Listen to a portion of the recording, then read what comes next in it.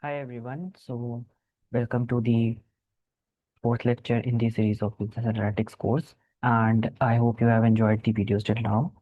Just a quick refresher. I have done first video on how to study business analytics, second video on week one, third video on week two, which also has PYQs as well as explanation, and this is the fourth video where we will be discussing about week three.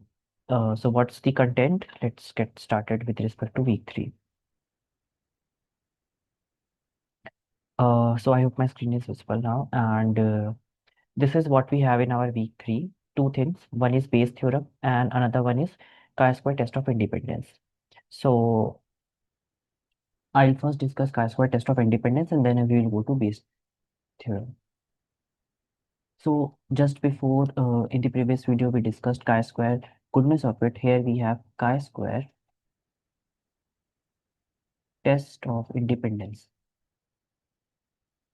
So as the name suggests, it is quite clear that we are going to test some kind of independence between two or maybe more things. So at this point, we are only restricting to two variables in the course, but it is also possible to check other ways. So the main idea is you will have access to some data set or some kind of survey, right? And you would like to test if these two things are independent or not. One interesting catch here is that test of independence only works for discrete data.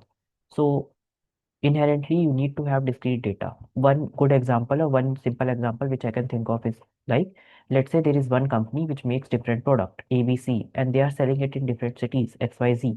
So they would like to know if some city has preference for a special kind of a product.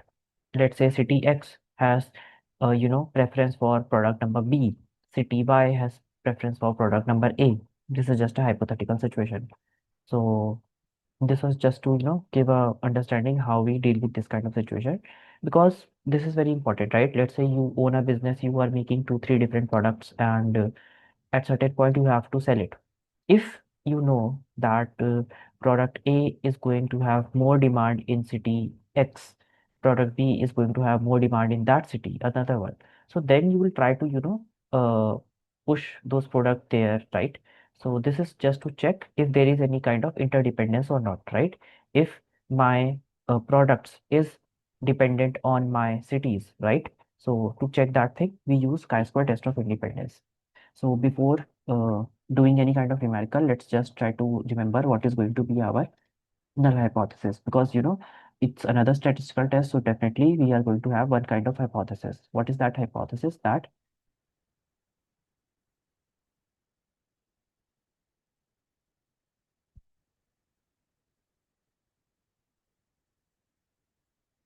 so this is our hypothesis that the variables are going to be independent. Remember, I'm talking about those two discrete variables.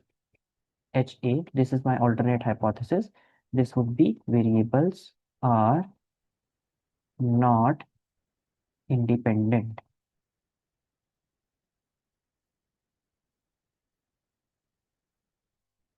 Okay. So how do we check this thing? So maybe let's say you did a survey and you got this kind of data set. Which kind of? I will write cities and products. So this would be, let's say, city X, Y, Z, X, Y, Z. Maybe we can change some order, not necessarily needed to be uh, XYZ in the same order. So you can have this thing, okay? And let's say for the products, we have A, B, C, C, C. So this kind of situation you will have from the sample data, or let's say market research. People went to the collect the data and they got this kind of data set. So how do we proceed from this kind of data to do the test, right? We want to check if cities and product are going to be independent or not. So how do we test that thing? So first we will convert this thing to contingency table. Okay. How do we convert that? I will write, cities here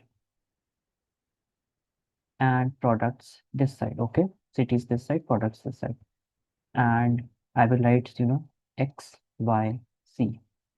And then products would be A, B, C.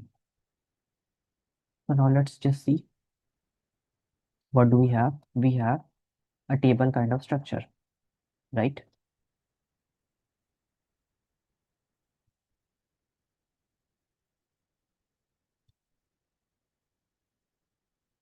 Now, what do you think will come in this column, in this cell? What will come in this cell? What will come in this cell? So where I see this is made up of X and A. So I will basically count all the number of pairs where I can see X and A. So let's say for this example, I can see this is going to be 1 because I don't have any other pair which has X and A. Okay. Then for xb 0, xc 0, just for this small example. So 1, 0, 0. And similarly, you will count pairs for ya here because this is made up of ya and yb. Okay. So we fill all these values, all these cells which we have, and let's see how we proceed. So just for an example, let's say city x, y, z, a, b, c.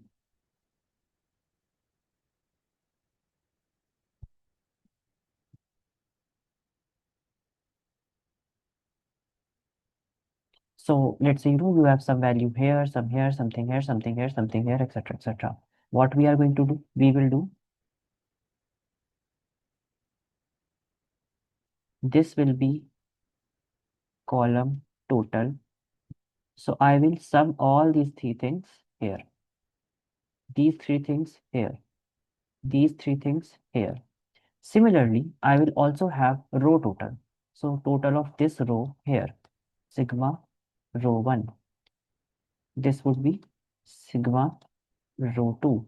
Similarly, for this row, I will have sigma row 3. This is what? Sum of column 1, sum of column 2, sum of column 3. So I have all my row totals and column totals, right? Now we have these things observed, right? These are something which I observed during my data collection. So basically OIJ. This is just a general format for ith row, jth column, right? Now, if you remember for chi-square test statistic, what was our formula? Chi-square is going to be basically this thing.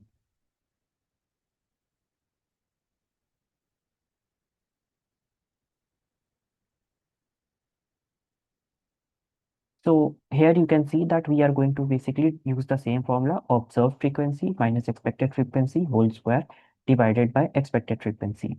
We know observed frequency, but how do we calculate expected frequency? That's a, trick thing. Because we don't see anywhere how we can, we are not checking any kind of distribution that we can use some inherent PDF or CDF. So how do we go ahead? We are going to do just simply one thing. Expected of ij is going to be nothing but row total of ith row into column total of that thing upon grand total, right? So either you can add all these three rows, you will end up having grand total, or you can also add up these three column total, you will end up having grand total, right? So maybe this thing will be more clear when we do the questions.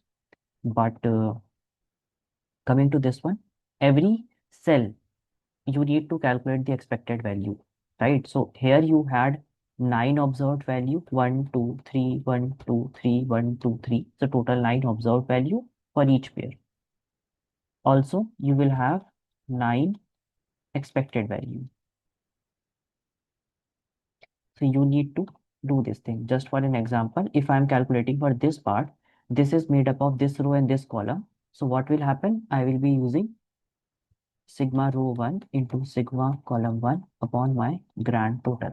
Okay, let's say if I am to calculate for this one, what is this? This is basically second row, second column. So I will have sigma row 2 into sigma column 2 by grand total.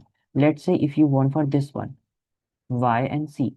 So how do I get this thing? If you see here, this is from this column. So basically C3, sigma C3 and second row. So sigma R2, sigma C3, product of these divided by grand total. So I hope you got the crux how we calculate our expected frequency in uh, testing the independence. So I hope this formula is pretty much clear. We have done some numericals on this formula in the previous session where we were discussing chi-square goodness of it. So the chi-square formula remains the same, but you need to remember that expected is calculated in this way: row total into column total divided by grand total. Now, one good question: what is going to be my degree of freedom? So if you see here, degree of freedom is going to be number of rows minus 1 into number of columns minus 1. So this is going to be my degree of freedom. Why do we need degree of freedom? Because if we are doing any kind of test, uh, you will be seeing the critical values from the table, and in the table you need two things to find the exact critical value. One thing is your degree of freedom, second one it is your alpha, which is your significance level, right? If you want to be 95% confidence, alpha becomes 0.05. So that is why these two things together determine your critical threshold, for which is going to tell if you can reject the null hypothesis or you fail to reject the null hypothesis. Okay, so that is why degree of freedom is very much important. So let's just see when to reject the null hypothesis and when to not. So one thing should be very much clear: when p value is less than my alpha, or you can say significance level, we reject h naught. And the other one is if my chi-square tabular is less than chi-square critical, we are going to reject the h naught. Okay. So these are the two cases which you can use. Either you get the p-value, you don't calculate p-value in exam. They will give you the p-value for the test, or maybe some screenshot from Excel, Python, or R. Okay. From there you can see the p-value, and then you check it against the pre-decided significance level, right? Then you decide whether you reject null hypothesis or you fail to reject null hypothesis. If my tabular value is less than critical value, I also reject the null hypothesis. So remember these two cases. Now coming to the second thing, which is Bayes theorem. Before we move on to Bayes theorem, I just wanted to do a quick refresher of stats 2, probability and all. So if you remember, this is my probability of A, something happening, cardinality of event A happening upon cardinality of everything happening, right? So this is how you find your probability, basic thing. Then we have probability of two events A intersection B. So this says A and B. Basically, A and B both are happening together. Now, how can this thing happen? Probability of A intersection B. This is called as joint probability. How can this thing happen? One thing is, first A happens, and then I will say probability that B happened given A has already happened. Another way is probability that B happened and then A happened, but it was already known that B has happened. So I hope you got this thing. This second thing which you are seeing here, probability of, let's say, X given Y, this is called as conditional. This thing is known as joint. And when I say just one thing, probability of A, in this context, because I have two variables, this is known as marginal, because I do not care about the B part. Okay. So this is one thing, conditional, uh, conditional, joint, and marginal. So what does Bayes theorem do? Bayes theorem basically connects all these three kinds of probability. So this is the formal statement. Probability of A given B is equals to probability of B given A into probability of A divided by probability of B. Okay.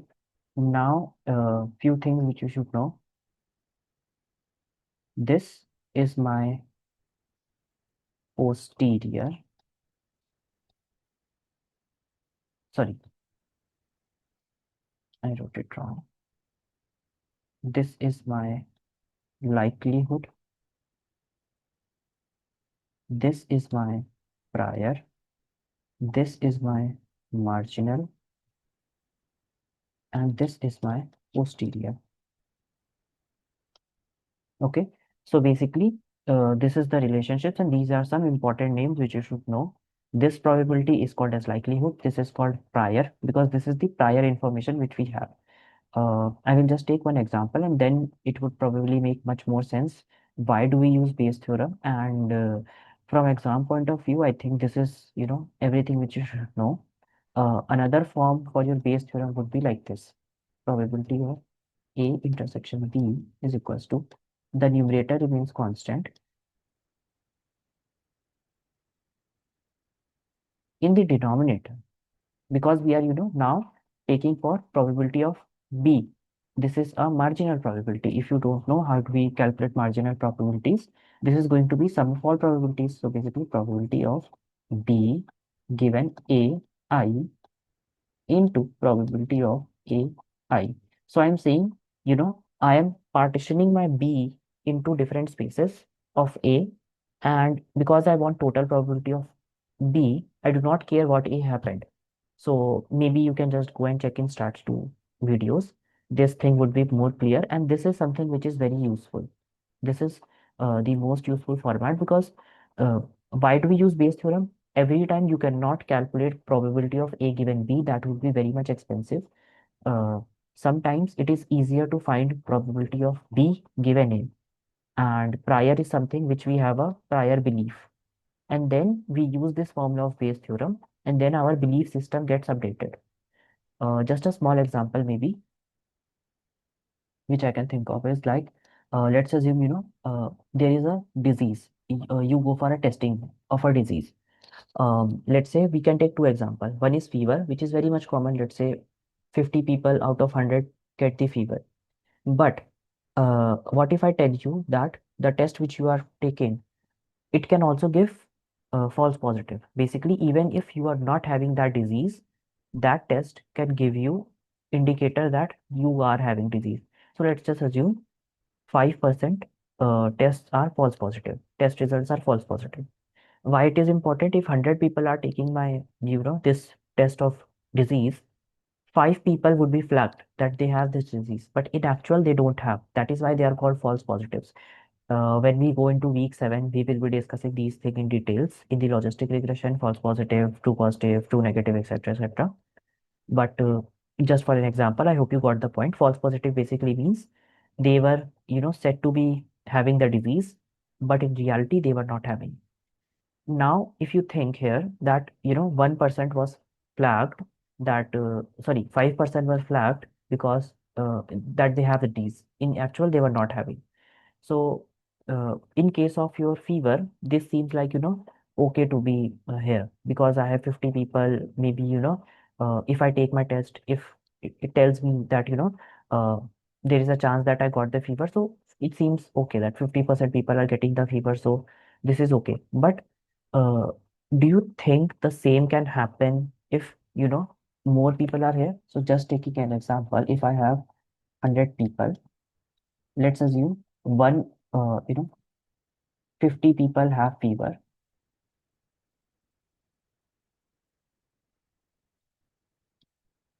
and other 5 people were, false positive.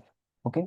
So what does it tell you? In total, maybe 55 people would be flagged, and I would have something again near around 55%, which is, very much close to the actual this thing. So for this kind of situation, your number of people who would be flagged by test are very close to the actual belief, right? I assumed this thing in the beginning that 50 people out of 100 have fever. So this result which I'm getting, 55, is kind of very close to the prior belief which I had. But in the same scenario, if I do the thing, let's say 100 people are there, I am now taking test for some very rare disease. Only one person gets this disease. So has disease, and 5 people are false positive. Okay. So now what do you think it happens? It gives me 6 out of 100 people. Now this is very interesting, because this is not in the same fashion close to my prior belief. So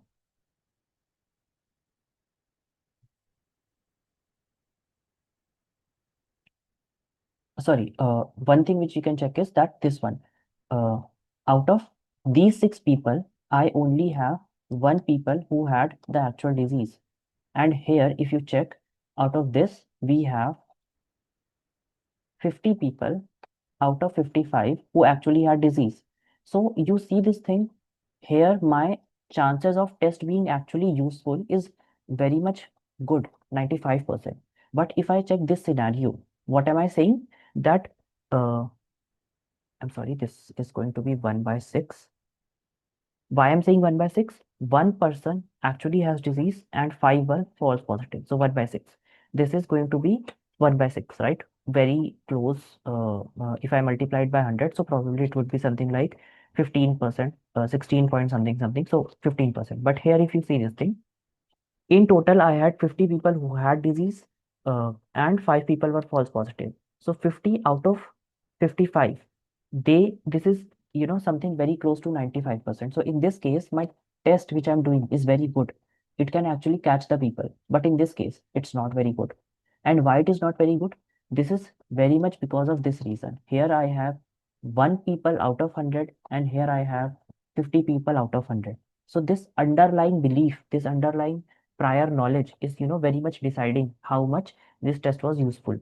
And how did I come to this conclusion? So maybe you can formulate like this: probability has disease given tested positive. This is very common example. And now you can check this thing: probability tested positive given disease into probability of disease upon probability tested positive. So something like this, right? And this is what you will get it. But that was just a simple example to show why this is important. And you know this helps in a lot of way. And if you see this thing, Bayes theorem is very powerful, like very powerful. It is also used in reverse engineering, because a lot of time you won't have access to this information, probability of a given b, but you will have access to these information: probability of b given a and probability of a. So this is very much important, that you can convert one type of probability to this kind of probability. And for this week, I think we don't have much in theory. Like, obviously, you can watch the lectures in detail, but whatever is important, I have tried to cover. You have chi-square test of independence to check if two categorical variables, basically discrete values, are going to be independent or not. And this is going to be null hypothesis, alternate hypothesis. You get to know how to reject and when not to reject. And then the second part was Bayes theorem. So you can see these things, basically law of total probability, how I change my B to this thing. This conversion is basically called as law of total probability. This one, this thing to this denominator. And then, conditional, joint, marginal. Try to read about these terms, try to know what it is here. And in next video, I will try to cover up the PYQs for week 3. Thank you.